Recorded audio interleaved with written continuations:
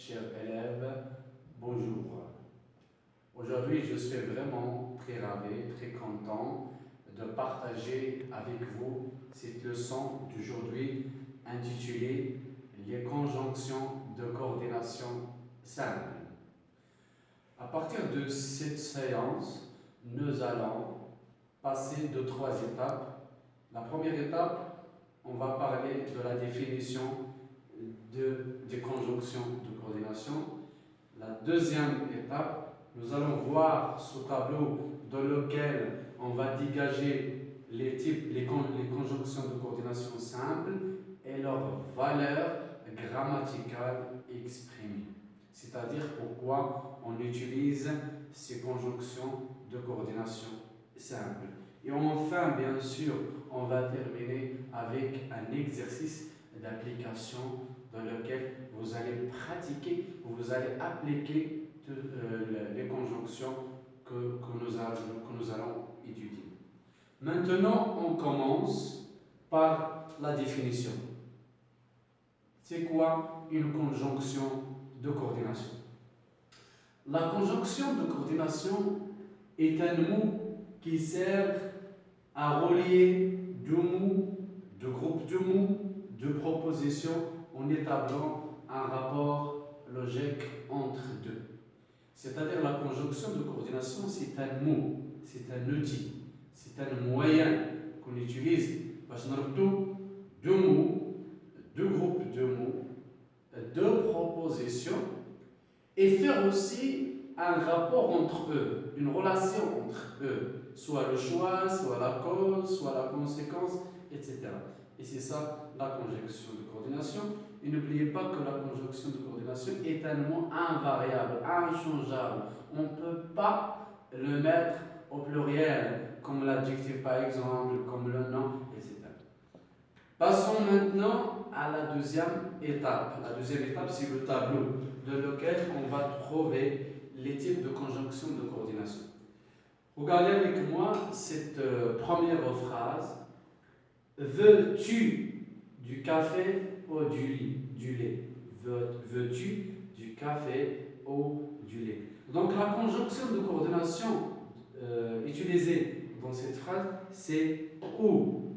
Il a relié deux mots, café et le lait. Le café et le lait.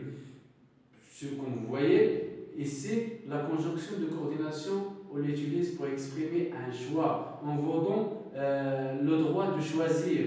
Est-ce que tu veux du café ou du lait? Du lait, c'est-à-dire tu vas choisir. Ou on l'utilise pour exprimer le choix. Pour exprimer le choix.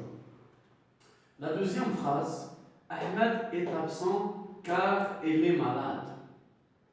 La conjonction de coordination employée dans cette phrase, c'est car. Il regroupe entre deux propositions. La première, Ahmed est absent. La deuxième, il est malade. On pose la question, pourquoi Ahmed est absent? Car il est malade. C'est-à-dire car c'est un moyen qui exprime la cause. On l'utilise pour exprimer la cause de la deuxième proposition. Donc, la valeur exprimée, c'est la cause. La troisième phrase, Mohamed et Abdeljalil vont au cinéma. Mohamed et Abdeljalil vont au cinéma. La conjonction de coordination ici, c'est et. On utilise et, c'est pour exprimer l'addition. L'addition, c'est comme plus, c'est comme on a ajouté quelque chose. Qui va au cinéma? Est-ce que Mohamed tout seul qui va au cinéma? Non, Mohamed et Abdeljalil. Les deux vont aussi au cinéma. C'est comme on a ajouté Abdeljalil à Mohamed, c'est l'addition. Donc, la conjonction ici exprime l'addition. La quatrième phrase, Ahmed a fait un accident, donc il est mort. Le moyen de coordination ici, c'est donc. Il a regroupé deux propositions. Il a concerté deux propositions. La première, Ahmed a fait un accident. La deuxième, il est mort. Ahmed a fait un accident. La conséquence, ou bien le résultat, c'est la mort. C'est la mort. À cause de quoi Ahmed est mort? C'est à cause d'un accident. Donc ici, il exprime le résultat, il exprime la conséquence. La dernière phrase. La cinquième phrase, pardon. Tu n'aimes ni le café, ni le lit. Ni, comme d'habitude, c'est un moyen qui exprime la négation. C'est une conjonction de coordination qui exprime la négation. Nier, c'est-à-dire tu vas nier, tu vas rejeter quelque chose. Nier, la négation. La 16e phrase, Ahmed est fatigué mais courageux. Et là, on a le mot mais ici, la conjonction de coordination mais ici, il a relié deux adjectifs, fatigué et courageux, et qui sont contradictoires. Normalement, il y a une contradiction.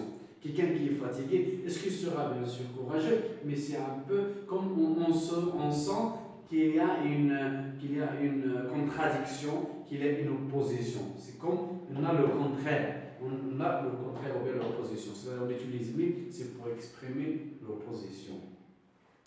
La 7e phrase, j'ai fini de manger, or j'ai faim. Ici, la conjonction que nous avons utilisée, c'est or. Or ici, c'est comme mais. Elle exprime aussi l'opposition. Elle exprime la contradiction. Normalement, moi j'ai fini de manger. Et pourquoi j'ai faim?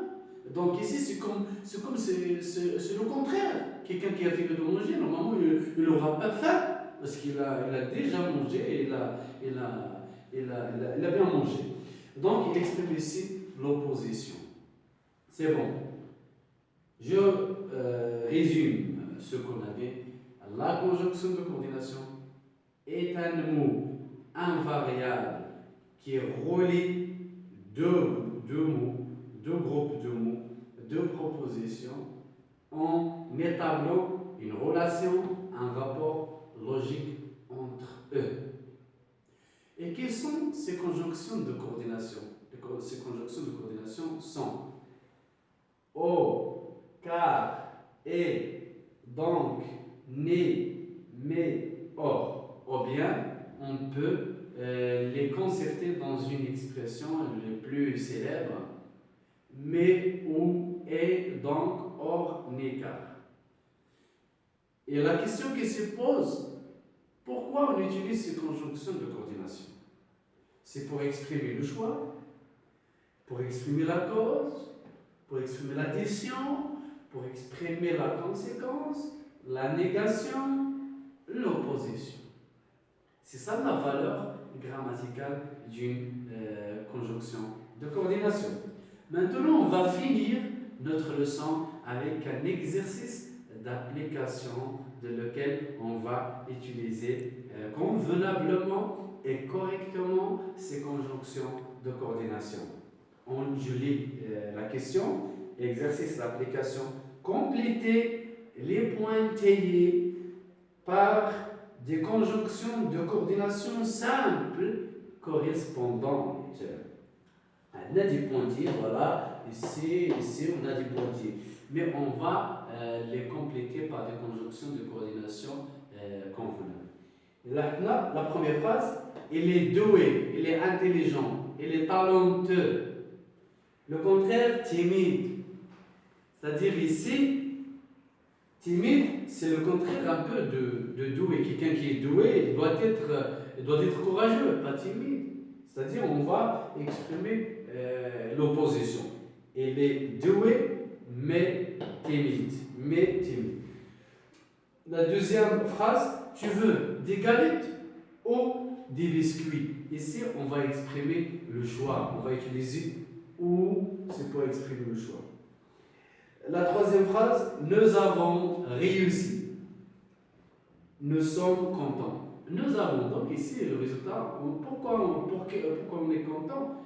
On est content, c'est à cause de la réussite. Parce qu'on a réussi. Donc nous avons réussi. Le résultat, la conséquence, donc nous sommes contents.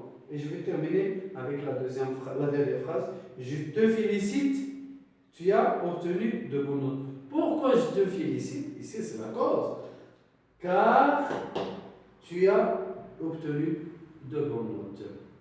Mes chers élèves, chers professeurs, ma leçon touche à sa fin. Je vous remercie pour votre attention et votre compréhension. Et après, je vais vous envelopper et je vais mettre à votre disposition des exercices avec leur leur correction dans mon site que je suis en train d'élaborer et je vous souhaite la bonne chance.